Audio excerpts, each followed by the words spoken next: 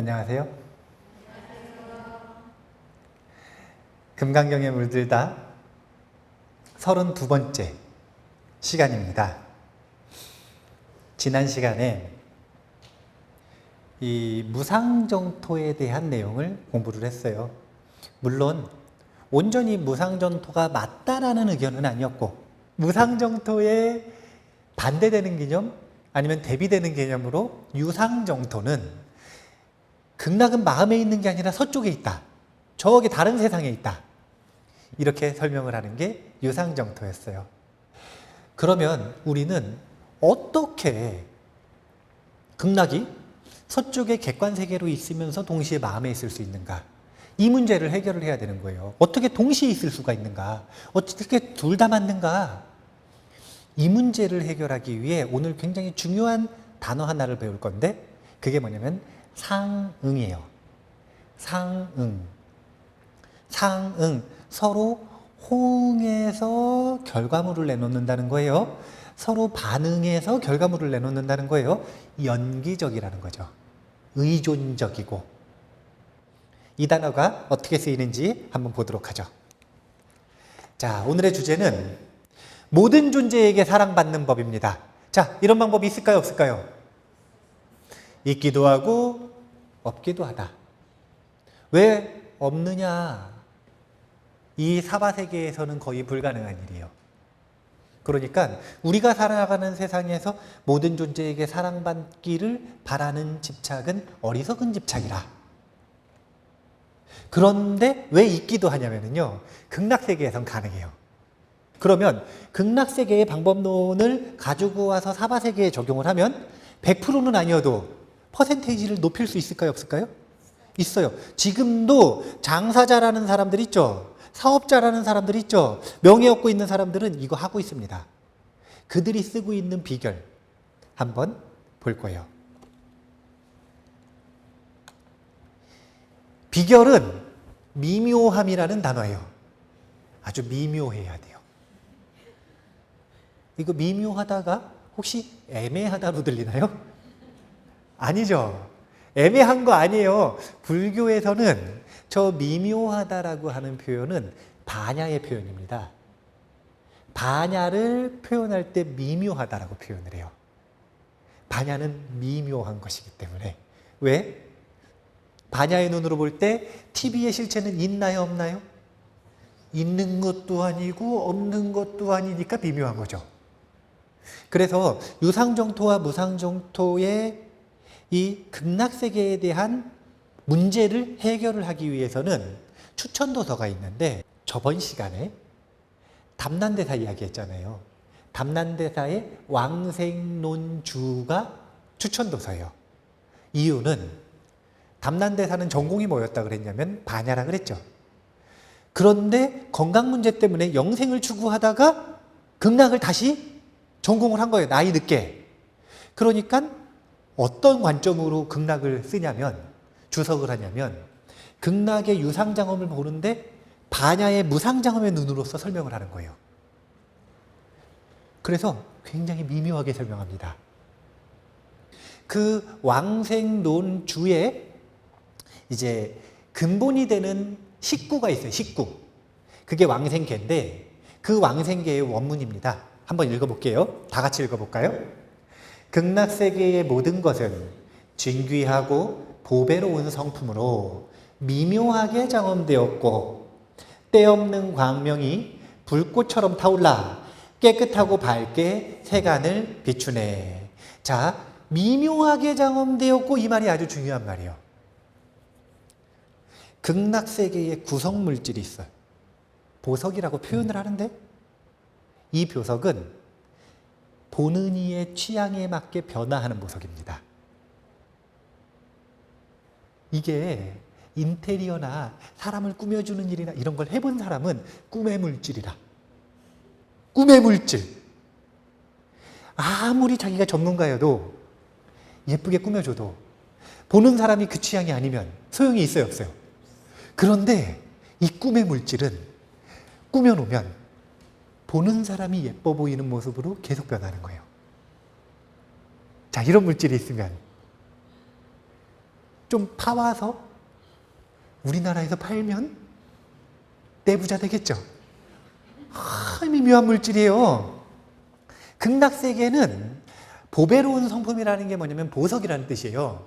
모든 게 보석으로 돼 있어요. 모든 게 보석으로 돼 있으면은 불편할까요? 편할까요? 자, 물이 보석으로 돼 있어요. 그럼 불편할까요? 편할까요? 그게 바로 사바세계 중생의 한계라. 지각, 상상의 한계. 물이 보석으로 돼 있다고 불편할 거라는 생각을 버려야 돼요. 우리가 만지는 보석이 워낙 질이 낮으니까. 다이아몬드 아무리 질이 좋아봐야 부드러워요? 만지면 촉감이 좋아요? 좋을 수 있겠네요. 좋을 수 있겠다. 좋을 수 있겠다. 먹으면 맛있어요?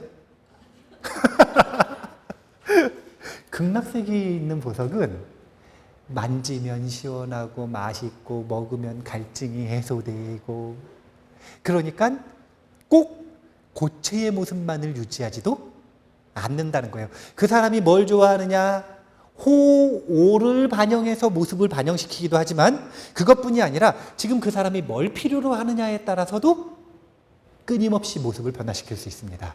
그러니까 연금술사들이 꿈꾸는 최고의 물질일 거예요.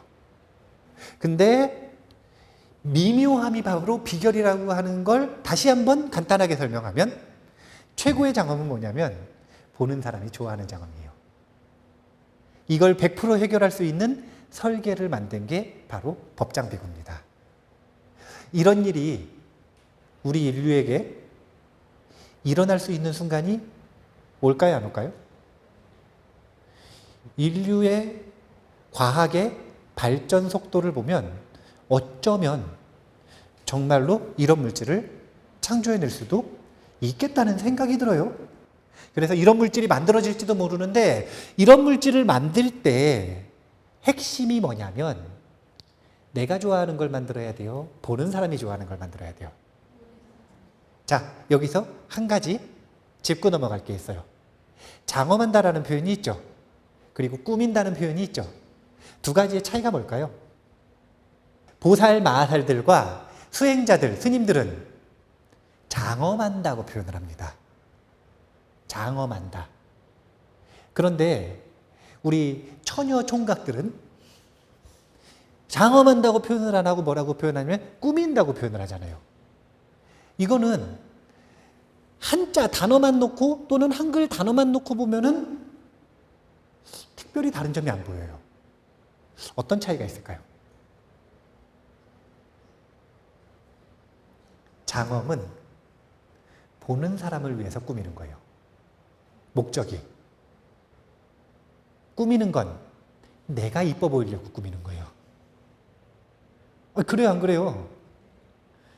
꾸미는 건 내가 이뻐 보이려고 꾸미는 거고, 장엄은 보는 사람을 위해서 꾸미는 거예요.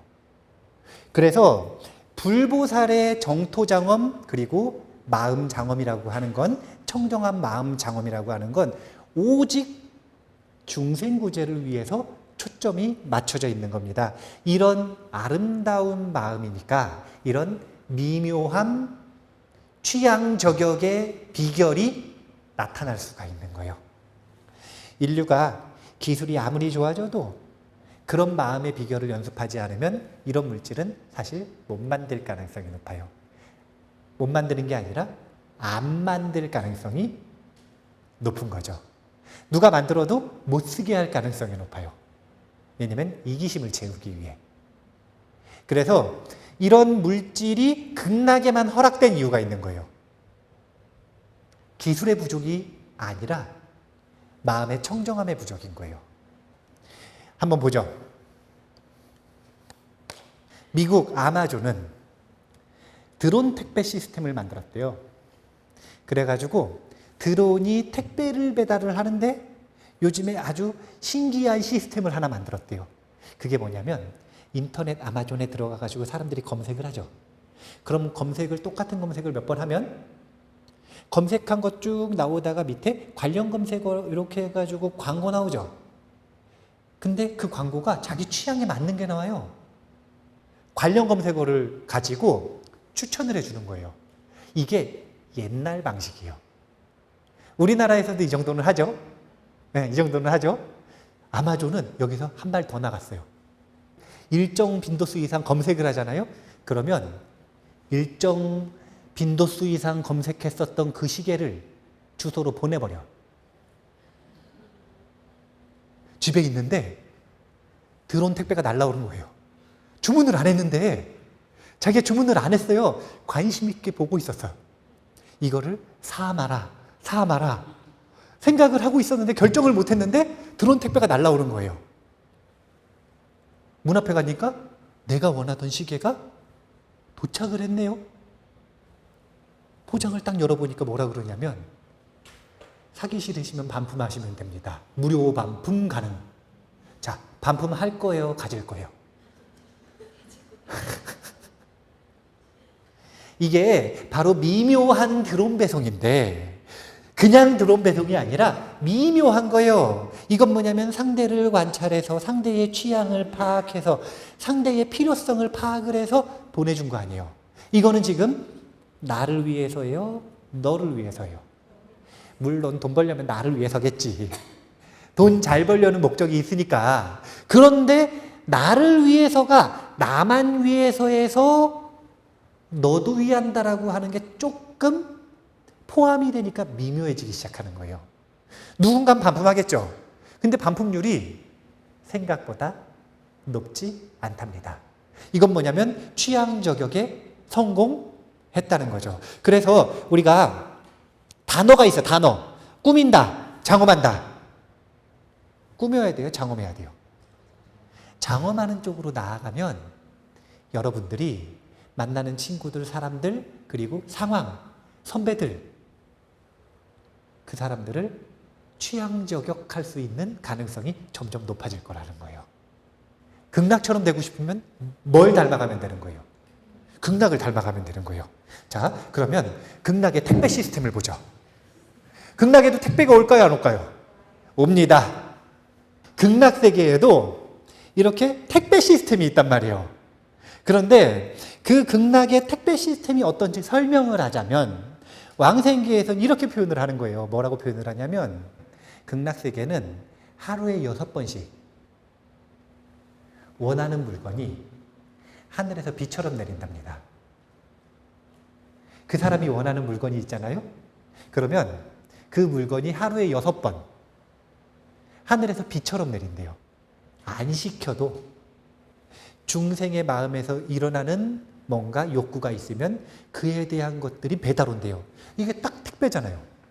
그것도 어떤 택배냐면 취향 저격 100% 택배 아니에요. 우리가 이 시스템을 그냥 베낀 거라. 아마존의 드론 배송이라고 하는 건.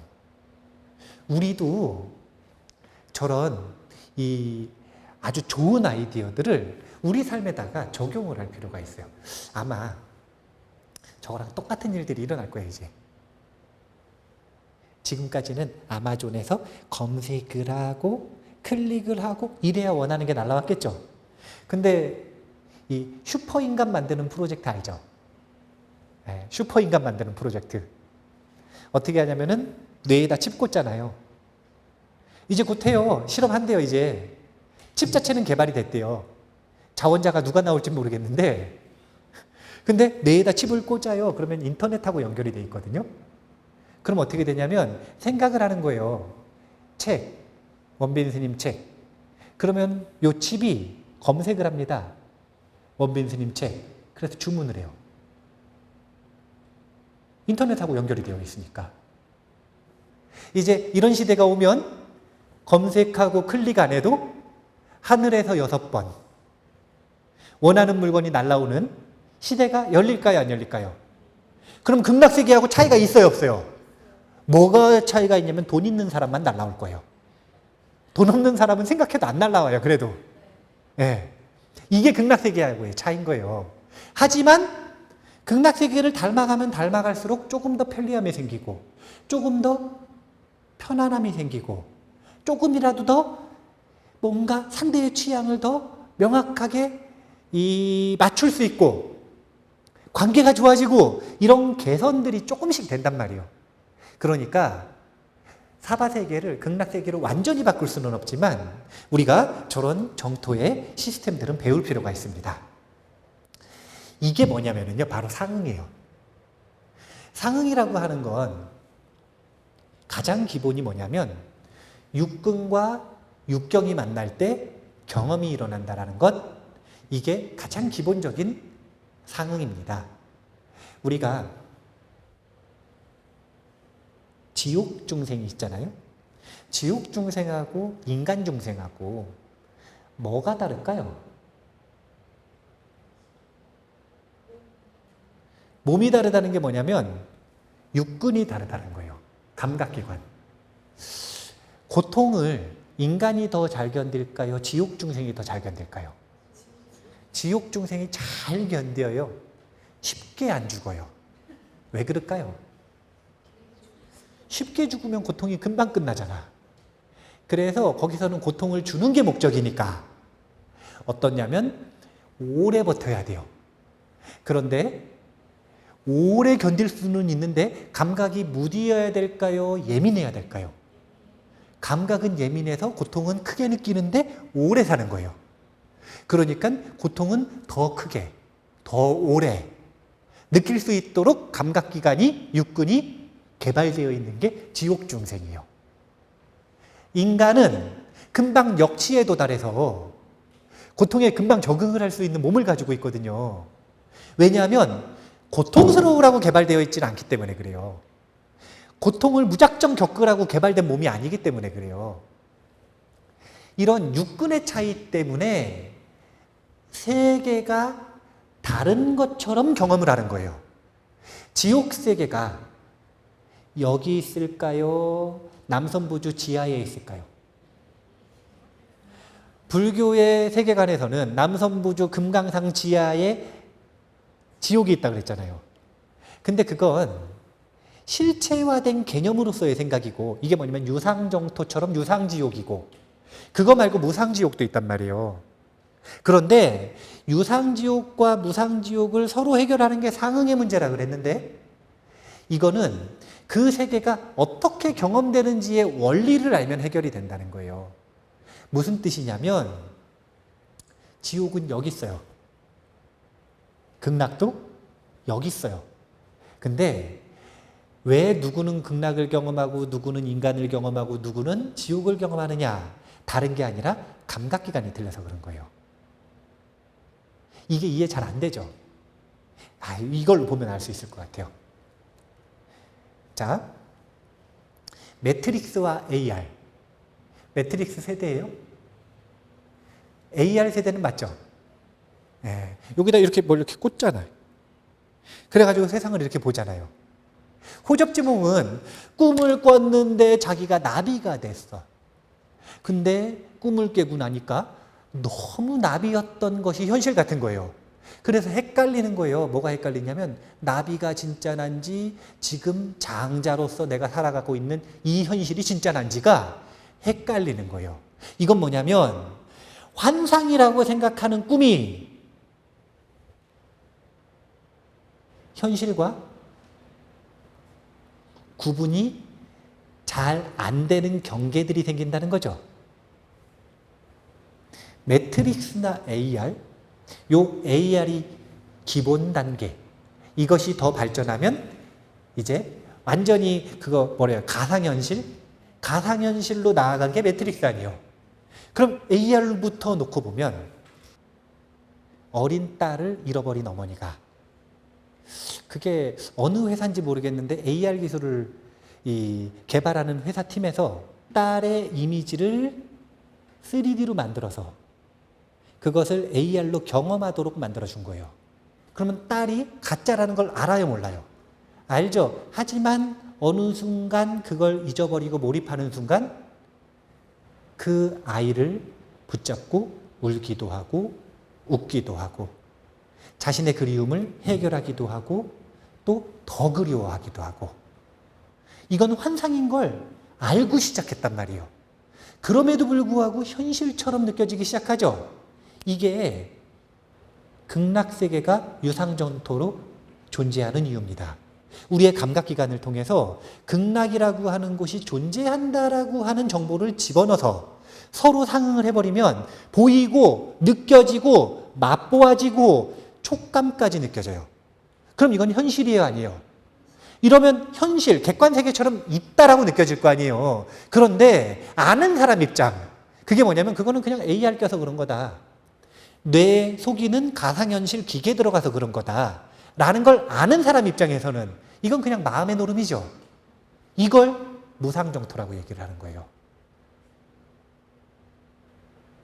우리가 극락세계에 가면 영생을 처음부터 얻는데 영생을 얻으면서 같이 주는 게 있어요. 기본 옵션.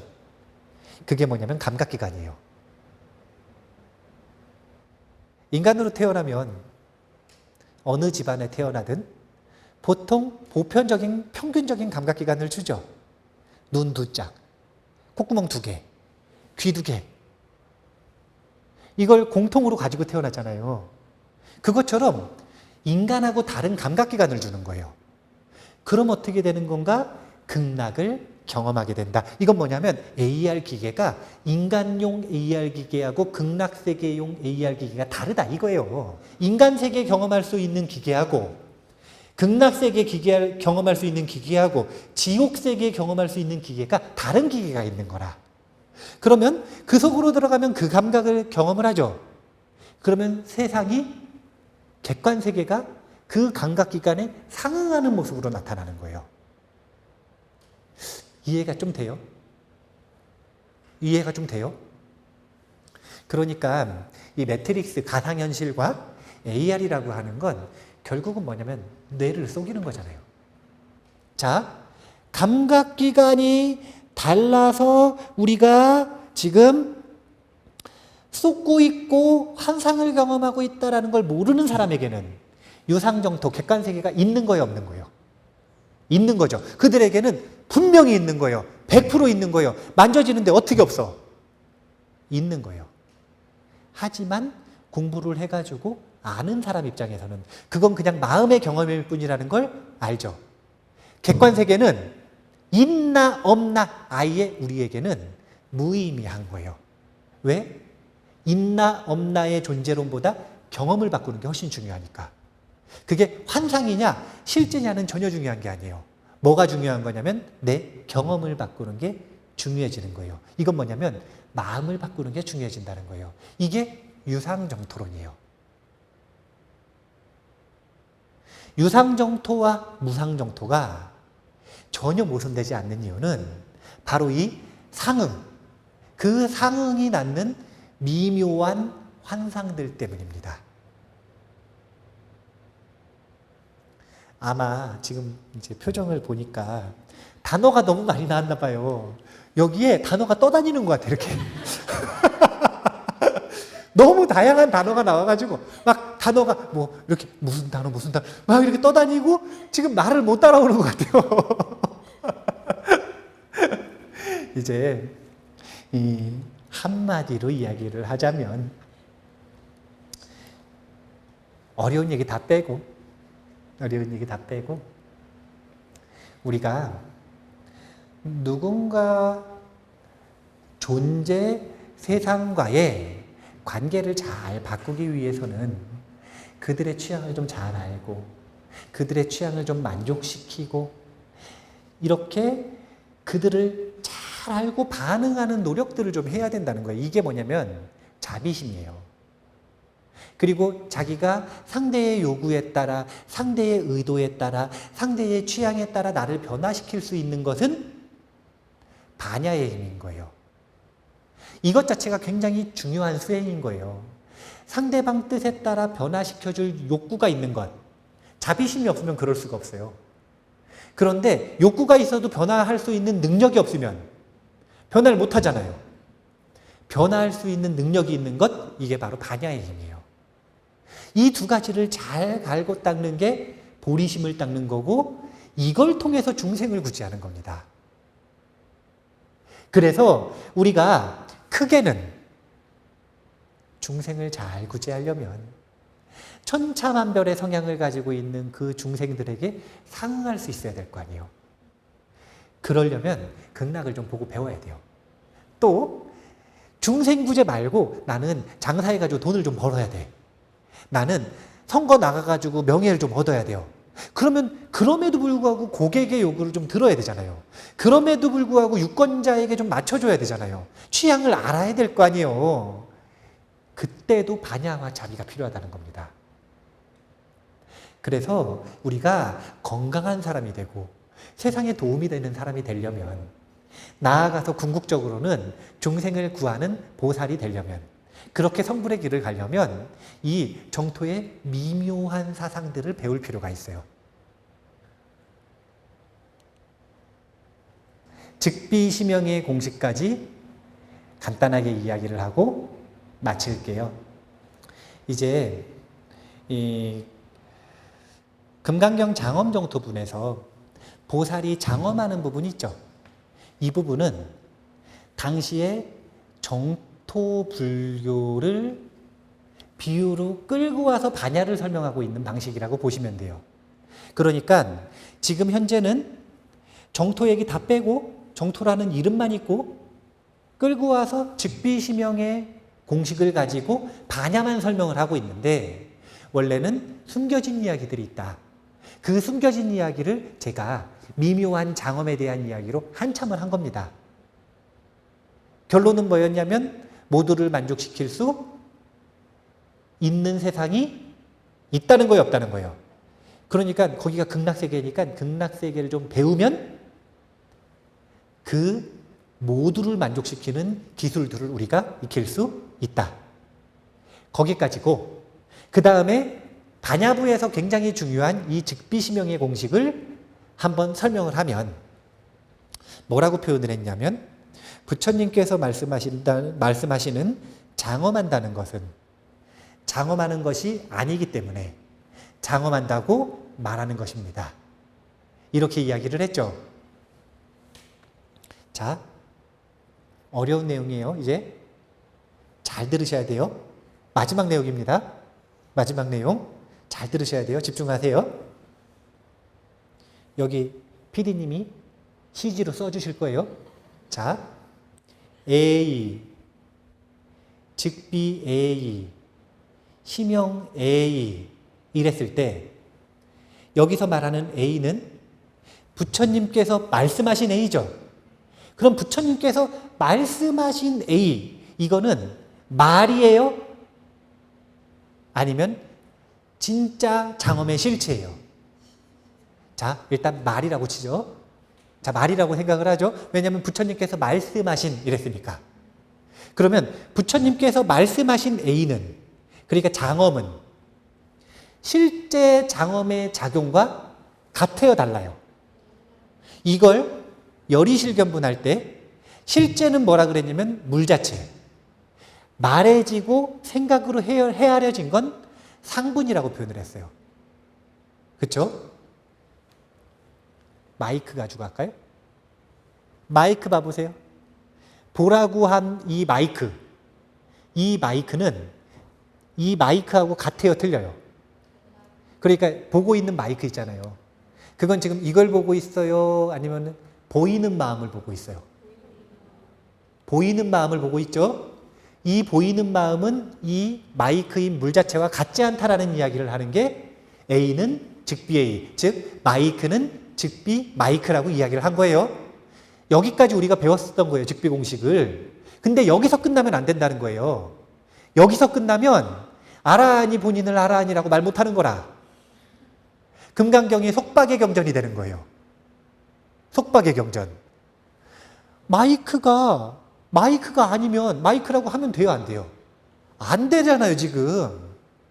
그건 틀려버리는 거잖아요. 여기서 끝나면 절대 안 돼요.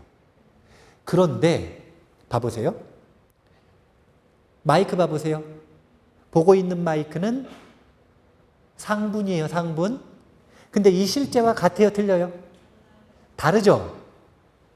범소유상 계시여망 약견재상 비상 직견열에 무슨 뜻이냐면 무릇 자기가 보고 있는 모든 상은 허망하다는 걸 알면, 허망하다라는 게 거짓말이라는 게 아니라 실제하고 다르다는 뜻이에요. 실제하고 다르다라는 걸 알면 어떻게 된다 그랬냐면 실제를 보기 시작한다 그랬죠. 이게 다르다라는 걸 아니까 실제를 다시 볼 거 아니에요. 그럼 다시 보니까 다시 봄으로써 보이는 실제가 있겠죠. 그 실제에다가는 이름을 붙일 수가 있다는 거예요. 무슨 뜻이냐면, 자, 다시 한번 해보죠. 마이크 봐보세요. 마이크 자체를 보나요? 보고 있는 마음을 보나요? 보이는 마음을 보고 있죠? 그 마음하고 이거하고 같아요? 틀려요? 다르다라는 걸 아는 순간 어떻게 되는 거냐면 이 물 자체에 가까워지겠죠? 그럼 그 물 자체를 이름 붙여가지고 마이크라고 붙여도 된다는 거예요. 이게 바로 심형애입니다. 그러니까 우리가 습관적으로 저 카메라를 보면서 내가 카메라를 보고 있다. 굴뚝같이 믿으면 이건 어리석은 거예요. 근데 내가 저 카메라를 볼 수 없고 저 카메라에 비친 내 마음을 보고 있다는 걸 알면 그럼 저게 보이기 시작하거든요. 근데 저거에 이름이 있어요, 없어요? 원래 없잖아요. 그러면 거시기 이렇게 얘기할 수 없죠. 저것도 거시기, 이것도 거시기, 저것도 거시기 다 이럴 수가 없잖아요. 그래서 서로 약속해가지고 저거는 카메라, 저 사람은 명료, 저거는 선풍기 이름을 다 붙여놨죠. 그러니까 우리가 상분이 틀렸다, 허망하다라는 전제에서 이것들의 이름을 적극적으로 쓸 수 있는 용기를 주는 것이 심형 A라고 하는 덧붙임입니다. 이건 무슨 뜻이냐면 A와 직비 할 때 이 두 가지가 다르다는 걸 모르면 어리석은 거예요. 근데 이걸 다르다라는 걸 알면 그러면 이 A에다가 대긍정의 힘 있는 이름을 붙여줄 수 있다는 겁니다. 부정을 통한 긍정. 이런 역설을 담고 있는 게 바로 즉비공식의 완성형이에요. 완성형. 자, 부처님께서는 설법을 하신 적이 있을까요? 없을까요? 없죠. 왜냐하면 부처님이 말씀하신 설법은 지금 설법을 하신 적이 있나요? 라고 했을 때 떠오르는 그 설법과 같아요? 틀려요? 다르잖아요. 부처님 무슨 설법 했는지 무슨 생각했어요? 사실은 아무 생각 안 했을 수도 있을걸요? 그래 놓고 있어요 이랬을 수 있어요. 아니 그게 어떻게 부처님 설법이에요. 근데 그게 부처님의 설법이 아니라는 것을 알자 부처님의 설법이 드러나기 시작하는 거예요. 그러면 그 드러난 부처님의 설법에 부처님은 설법하신 적이 있다라고 적극적으로 말할 수 있게 되는 거죠. 나중에 다시 한번 설명하겠지만 굉장히 유명한 구절이 있어요. 산은 산, 물은 물. 성철 스님 열반에 드셨을 때 성철 스님 법명이 기억이 안 나는데 성철 스님을 표현하고 싶을 때 사람들이 그랬대요. 그 있잖아. 산은 산, 물은 물. 이 산은 산, 물은 물의 완성형의 문장이 있는데 그 완성형의 문장이 그대로 저 즉비심형의 공식입니다. 산은 산이 아니고 물은 물이 아니로다. 그런데 산은 산이고 물은 물이로다. 이게 조사어록에 나오는 문장인데 즉비심형의 공식을 그대로 담고 있는 겁니다. 어리석으니 눈앞에 상에 솟고 있는 이의 눈에 보이는 산은 산이 아니라는 거죠. 하지만 무상의 법칙을 가지고 본인의 상을 깨트린 사람의 입장에선 저 산을 산이라고 못 부를 이유가 없죠. 그래서 산은 산이로다가 다시 되는 거예요. 다시 한번 기억을 되살려 보세요. 수다원은 본인을 수다원이라고 말하면 안 되나요? 네, 말해도 돼요. 근데 또 잘난 척하면서 말하고 다닐 거 있어요? 말해도 된다 그런다고 또 말을 하고 다니진 않아요. 그러니까 우리가 자꾸 그렇게 이상 저상 만들어 놓고 이렇게 그 만들어 놓은 상들에 자기가 자생자박되면 안 돼요. 불교에 보면 그런 좀 불편한 노력들이 좀 있어요. 왜냐하면 자아는 실체가 없다라고 무아라고 했잖아요. 그러니까 나를 나라고 표현을 못하는 거예요, 사람들이. 왜냐하면 나라고 표현을 하면 내가 있다라고 느껴지잖아요. 그러니까 학생들이 얼마나 이 불편함을 해결하기 위해 노력을 했냐면 부파불교에서는 나를 나라고 못 부르고 뭐라고 불렀냐면 나를 자상속이라고 불렀어요. 너도 너라고 못 부르고 너를 뭐라고 불렀냐면 타상속이라고 불렀어요. 말이 더 어려워졌어. 우리가 그렇게 불편함을 가지면서까지 말을 바꿀 필요가 없이 나라고 하는 상에서 벗어났다면 나를 나라고 자신 있게 부르면 된다라고 간편하게 알려주는 것이 금강경이에요. 금강경은 무조건 다 개념을 부수기만 하는 게 아닙니다. 부숴놓고 그 자리에 순박한 이름을 다시 붙여주는, 그래서 우리를 자유롭게 해주는, 첫 번째 잘못된 개념으로부터 자유로워지게 하고, 두 번째 세간의 약속을 분명하게 자유롭게 쓸 수 있는 권한을 주는 거예요. 그러니까 금강경의 반야의 공식을 끊임없이 연습해서 모든 만상, 만 가지 상들이 전부 실제가 아님을 꿰뚫어보고, 실제가 아니지만 다들 그렇게 이름을 알고 있으니까 자신 있게 날 나라고 좀 하고, 넌 좀 너라고 하고, 여자는 여자, 남자는 남자, TV는 TV라고 해야지. 구더기 무서워가지고 장 못 담그는 것도 아니고, 이거 TV라고 하면 내가 속는 걸까? 실체가 없는데? 이런 오류에 빠지지 말고 얼마나 소극적으로 변화해서 말도 못해요. 나를 나라고 표현 못하면 뭐라고 말해요 도대체. 그러니까 우리가 조금 더 힘있는 불자가 되기 위해서는 속지 않으면서 쓰는 개념을 속지 않으면서 쓰는 이 즉비심명의 공식을 꼭 연습을 해볼 필요가 있다라는 생각을 합니다. 얼마나 미묘합니까?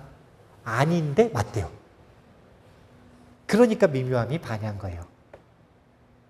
자, 저 즉비심명의 공식을 잘 맞추면 자기 고집을 버리고 상대방에게 맞춰줄 수 있습니다. 취향저격 100%에 다가가는 비결을 꼭 연습하셔서 원하는 삶, 그 목적이 무엇이든 그것을 성취하셨으면 좋겠습니다.